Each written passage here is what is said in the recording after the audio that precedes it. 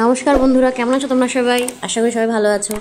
আজ আমি রান্না করছিলাম চিচিঙ্গা পোস্ত, পেঁয়াজ দিয়ে চিচিঙ্গা পোস্ত। তো ভাবলাম তোমাদের সঙ্গে শেয়ার করি। তোমরা দেখো, আমি পোস্ত একটা 20 টাকার প্যাকেট পোস্ত আমি কেটে নিয়েছি, বেটে নিয়েছি মিক্সিতে।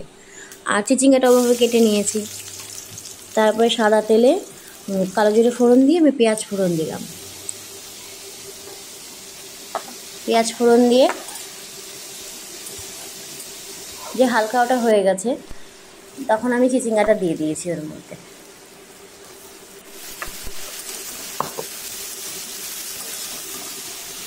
তারপর নুন হলুদ দিয়ে একটু নাড়ালাম, ঢাকা দিয়েছি। যখন দেখেছি যে জল ছেড়ে গেছে,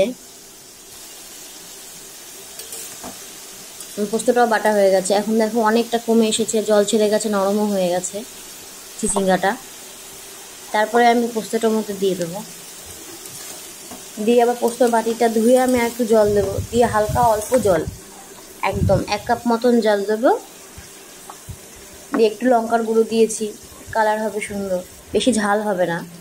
আর কাঁচা লঙ্কার এটা পুরোটাই আমি কাঁচা লঙ্কা দিই, 4টে কাঁচা লঙ্কা ছিঁড়ে দিলাম। দিয়ে এবার আমি ঢাকা দিয়ে দেবো।